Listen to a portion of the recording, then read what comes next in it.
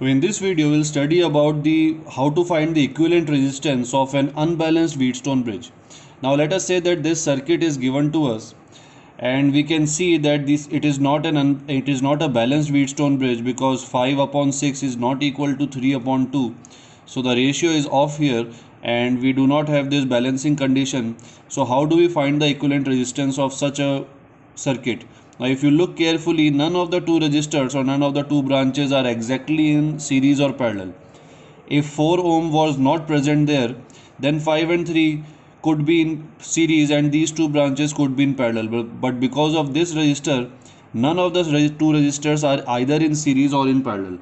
Then how do we solve such kind of equation, such kind of circuit? So for that, we take these two terminals and we connect them with a battery, and we take the potential of the battery equal to 100 volts. Now because of this 100 volt there will be a potential difference. There will be 0 volt here and 100 here, and because of this there will be 0 volt here and 100 here. Now we can use Kirchhoff current law in solving this circuit. Now we know that if in a circuit it is a battery of 100 volt is connected, and let us say that the entire equivalent resistance of this circuit is equal to Req, then this Req can be found out by voltage upon current by using Ohm's law. So if we are able to find out the value of this current, which is the value of the current in the entire circuit, the current that is coming out of this battery, if we are able to find out this value of current, then we can find out the equivalent resistance of the circuit. So for that we will write the KCL equations for these 2 points, these 2 junctions. Let us say that the potential on this junction is X and the potential of this junction is Y, and we apply Kirchhoff current law, and writing the equation for X and Y. Then for X, the current in 3 ohm resistor will be equal to X minus 0 upon 3. Current in 4 ohm resistor will be equal to X minus Y upon 4.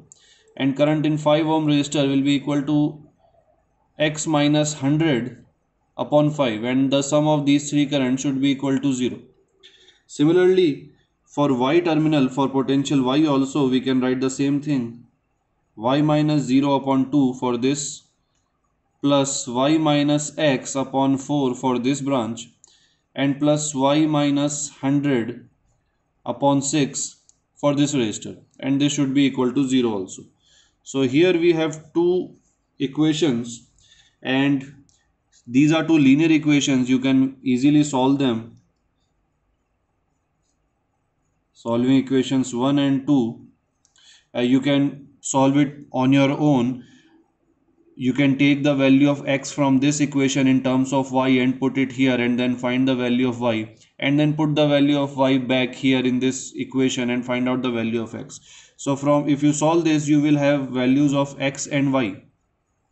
So after we get x and y, we can calculate the current in the resistors 3 and 2 ohms by using the equation, by using the same equation. Now if we know the value of x, then the value of current through 3 ohm resistor will be equal to x minus 0 upon 3, and from this resistor it will be equal to y minus 0 upon 2. So the current